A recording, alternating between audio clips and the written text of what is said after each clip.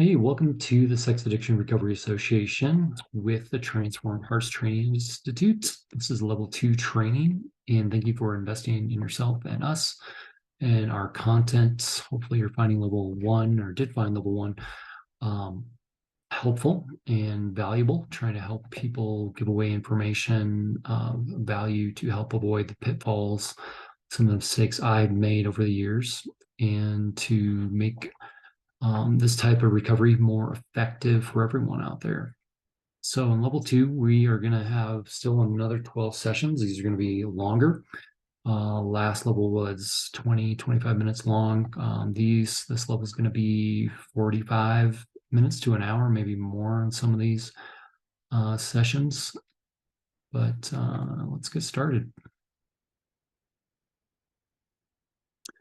So again, welcome back. This is SARA level 2. You have completed hopefully the exam, and with a 75% or higher grade, you have read Out of the Darkness, a little black book. And we're going to be talking about sections of that in this level, and have read 25 blogs or more of your choice. To date of recording of this, there's over 230 of those blogs out there. So what we covered in level 1 is the 5 rules of a healthy relationship. And I'm not going to review all of this again. You should have notes on this. Again, as we go through this, take notes. There'll be access to more information handouts as you go into more of these levels. And we talked about sexually sick culture, history of sex addiction and recovery. We defined addiction and talked about the offended addiction, emotional addiction, sex addiction, sexual or intimacy anorexia, aversion disorders. We began to understand codependencies, different types and layers and levels of codependency. We talked about the stars and dots story, as well as the story of the 2 empty cups. We looked at the victim-victor cycle, which by now you read Out of the Darkness. We'll have a better understanding of that. Why the Training Institute is not about the shame men, victimize women model for a number of reasons. Different treatment models out there. We talked about cognitive dissonance, type 1, type 2. And one of the newest videos to date is on our front page of our website.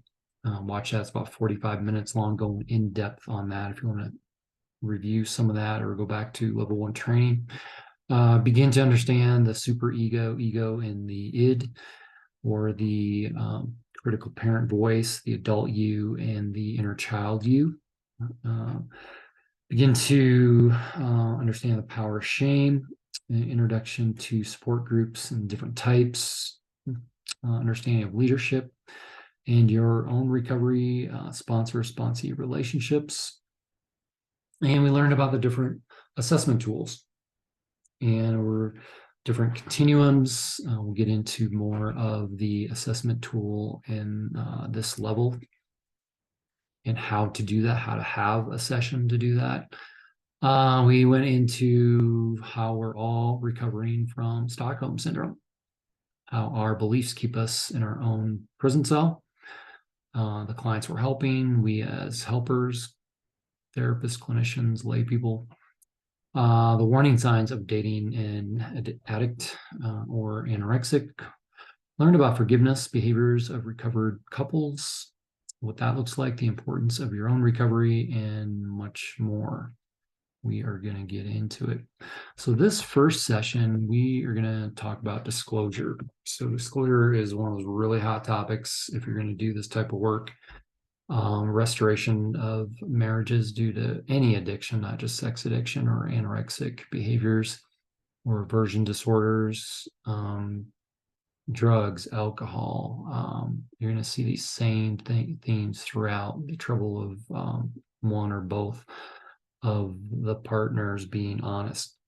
So let's get started here. So over the years, I have sat through thousands of hours of sessions in my office with couples in severe emotional pain. The majority of couples who come for sexual addiction help have generally disclosed some or parts of their behaviors to the spouse or the partner before stepping into our office. If you will, the car accident occurred outside our office. However, on occasion, the car accident, quote unquote, again, happens to be in my office, right there in front of you and me.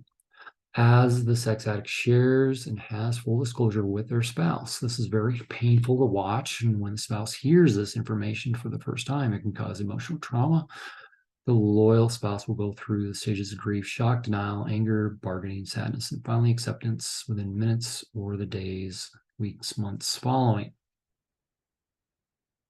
So I call this the dump truck effect. So the full disclosure is what I've coined the dump truck effect, the addict dumping the lies, dishonesty in ways they have acted out is very much like a dump truck dumping a pile of manure, driving away, relieved, and feeling a cathartic release.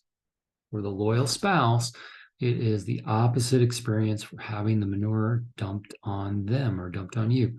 Growing up on a farm, I have moved a lot of manure in my day, which is not something you want to do for a living. Now, unfortunately, honesty is the only way the addict will get better. Like any addiction, the addiction only has power because of secrecy. The loyal spouse has desired honesty since they said I do. In fact, most loyal spouses cannot thrive in a dishonest marriage. Disclosure can be very validating for the loyal spouse. They finally realize that they are not crazy, as the things they thought to be true are actually true. Now, before you say I do to the special someone and to avoid car accidents and manure piles, here are some warning signs I have observed that might help you avoid getting into staying in a relationship with a sex addict. You are obviously the ones you are helping, your clients. So let's talk about this a little bit. Disclosure for the addict. So this is often very, very intimidating, causing significant anxiety and fear. May be the first time they have told the truth about their behaviors.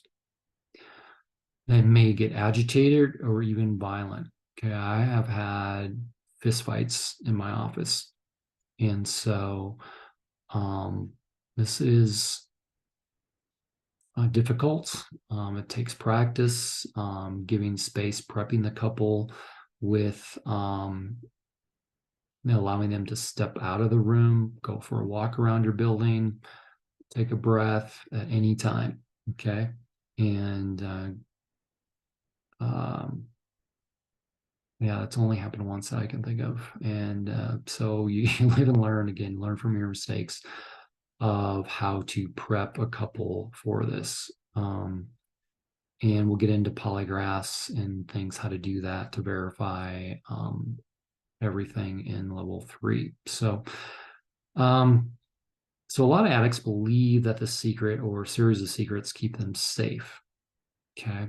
Could be about the relationship. It could be secrets about things they did prior to the relationships, things that happened to them as a little boy, little girl. They've never told anyone.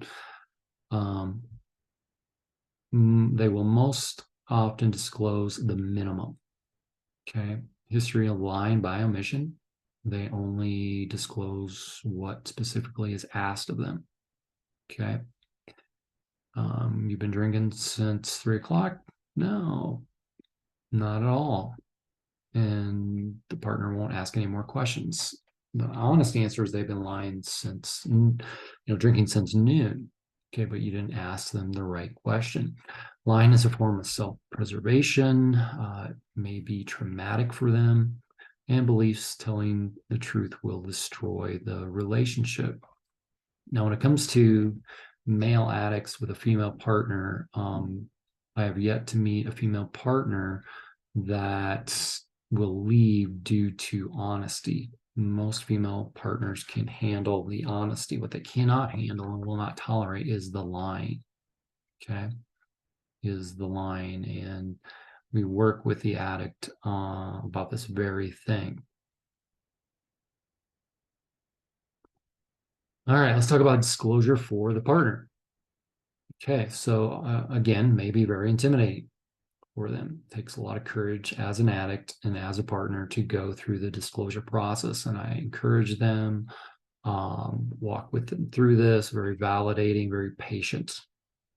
Okay.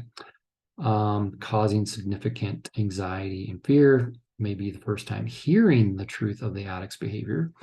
They also may get agitated or violent. Um, in fact, that's more likely the partner can become violent and agitated.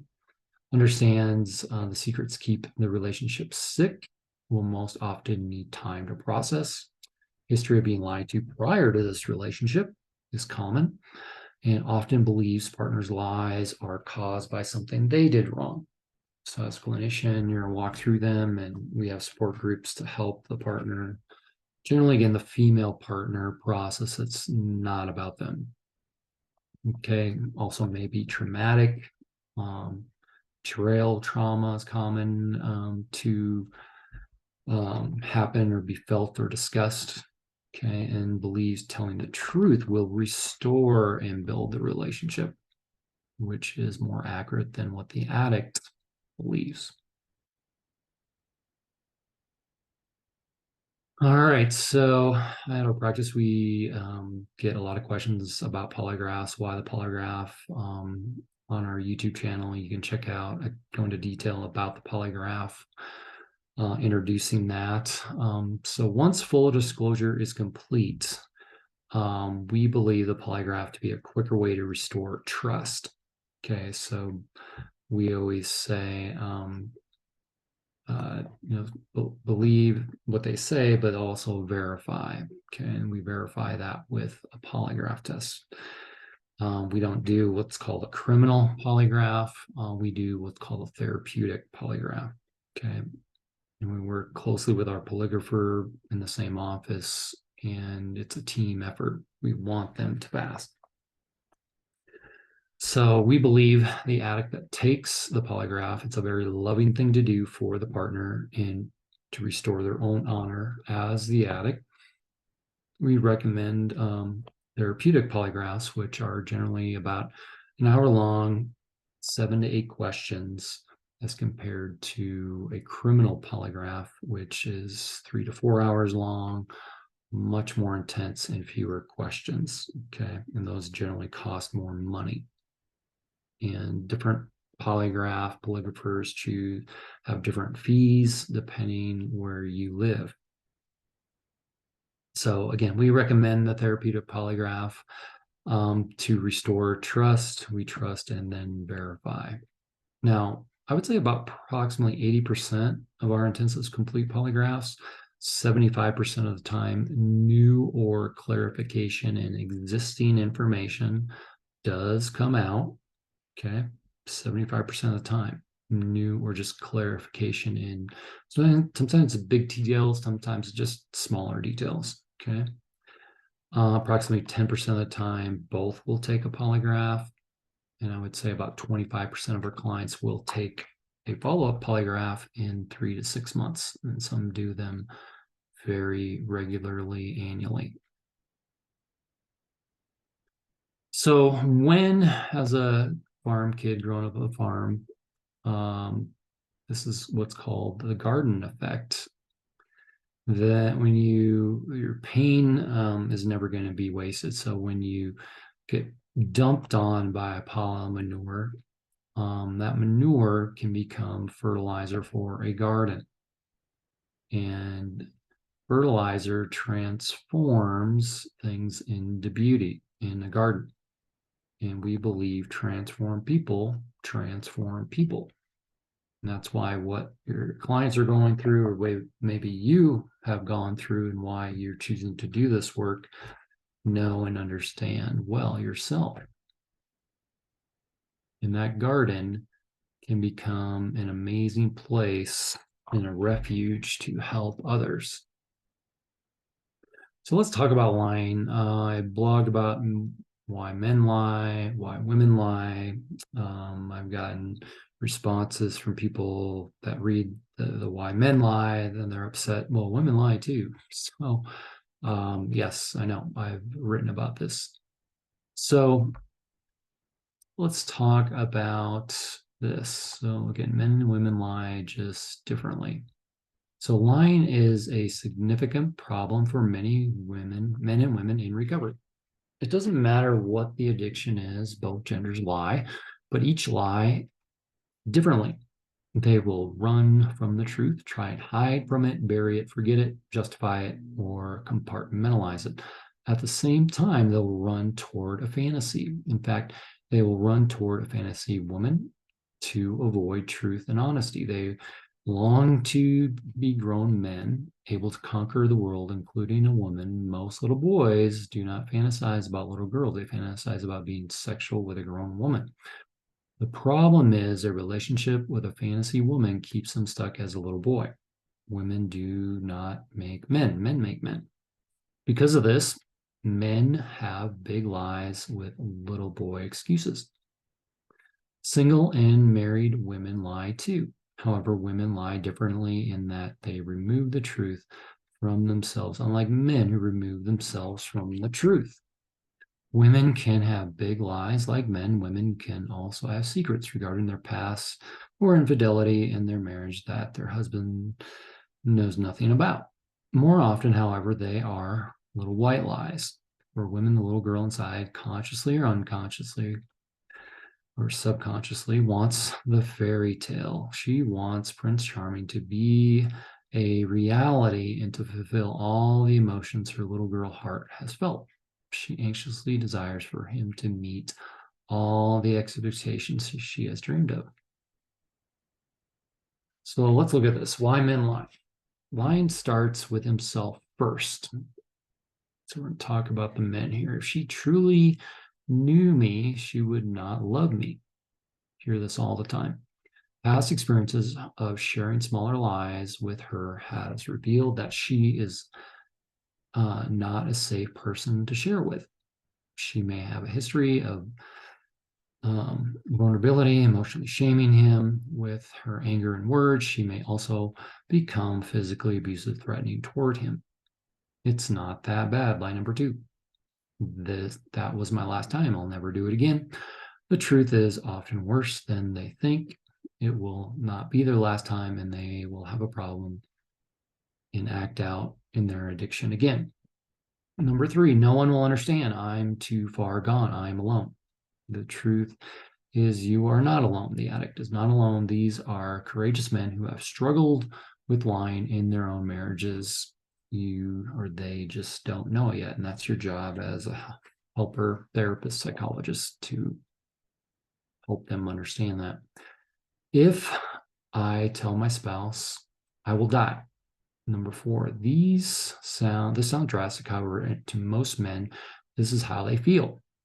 What they are really saying is that their public and private image will be forever changed, which is generally true. However, they will experience such freedom that they will eventually begin to share their story with other men to help set them free as well.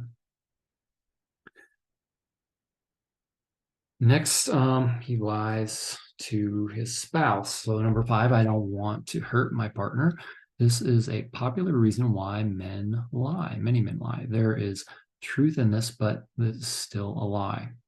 I have found more women leave the marriage because he has continued to lie versus those who have received truthful information for sexual acts committed outside the marriage.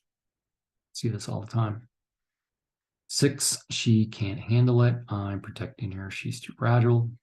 The truth is that women can handle the general information, but not the lying. Lying to a woman is what destroys her heart. Most women are far stronger emotionally than men think and are oftentimes the hero of the story. Many times after full disclosure, I've witnessed a wife consoling her husband, even though she is the one that has just been dumped on. Again, dumped on with that manure pile. Number seven, she will leave me if she knows what I have done. Therefore, she can never know the truth. It is true that she might leave him, and I work on this with the men. However, it is generally not because she doesn't love him. Oftentimes, the reason women leave after the truth of infidelity is exposed is for a few reasons. So he continues to lie, being dishonest and deceptive. He continues to lie by omission or half truths. He continues to stay in his addiction. She wants out and takes the opportunity. She is unable to forgive and let go of the offense. She sees herself better than him and believes she deserves better than he can offer or ever become in the future. And she may also leave because it is just too painful for her to stay. Number 8, telling her the truth will destroy the intimacy and closeness that we have. The truth is secrets and lying in the marriage keep you from having real intimacy. The truth will hurt her. However, in time, as trust is restored and honesty becomes the new norm, intimacy in and outside the bedroom will improve dramatically. Then you will have the marriage you always wanted. Yes, and again on this one, and actually I have an exercise I do with couples on this. We'll go over that more in level 3. It does hurt, but every woman I have ever worked with says, yes, it hurts, but I'd rather know the truth than the lie. And in fact, her knowing the truth actually draws her closer to him, which is very foreign to most addicts and anorexic men. Okay, they believe the exact opposite. All right. Next section here, why women lie. So numerous women have told me that they want 100% honesty from their husband. Mistakenly, I believe women see themselves as better than or not as bad as their spouse when it comes to honesty. They see themselves as more honest, open, and able to share their feelings. Generally speaking, they believe they are more sacrificial, more genuine, less selfish, less deceptive than their husbands. In many cases, this is true, however, not as often as women might believe. Women love to compare their strongest qualities God has given them to their husband's weaknesses. Think about that. That's a lot there. You might want to rewind that and listen to that again. How honest is too honest? For example, consider this exchange between a husband and a wife. Now, honey, be honest. Does this dress make me look fat? And really, ladies, be careful what you wish for, because the most honest answer a husband can give is, no, pumpkin, it's not the dress that makes you look fat. Your fat makes you look fat. Ouch. I guess he should have lied to you like you do to your female friends. Now, we all know women are more in touch with their feelings than men, and men and women are different, which is a wonderful thing. A woman's emotions are her greatest strength, but they also can be her biggest weakness. Emotions are real, but not always reality. Women can oftentimes let their feelings dictate how they act. Feelings are tricky because they can lie to us. I've seen many women believe their emotions are never wrong. Foolishly, they begin to use their emotions as a lie detector, so to speak, to filter facts and truth. Some women will choose their feelings to be true regardless if the facts of the situation are counter to these feelings. Women try to bring the facts of the situation into their feelings, as men try to have their feelings that they often deny catch up with the facts of the situation. So ways women lie and tell herself before the marriage. Number 1, I'm going to marry Prince Charming. Number 2, we will live happily ever after. He will meet my every need for safety, security, and stability. My broken or poor relationship with my father is not going to affect my marriage with my husband. See these a lot, okay? And these just set up for a very codependent relationship, which we covered in level 1. You should have a really good understanding of codependency by now. So why she tells herself after a few years of marriage, I can get what I want by manipulating him with enough sex and begging. I'm no longer happy and deserve to be happy. If we have children, we will be happy. Again, that's that egoic voice. I'll be happy when stuff. He doesn't know what he's doing, so I need to take control of this marriage. There is something else that will make me happy. I don't feel love with my husband anymore. I deserve to love and be loved, and my heart wants what my heart wants. And so women may step out of the relationship, leave, divorce, etc. So a little bit about disclosure, why men and women lie. Thank you for being here. Level 1, we are session 1, level 2, and we will see you on the next video.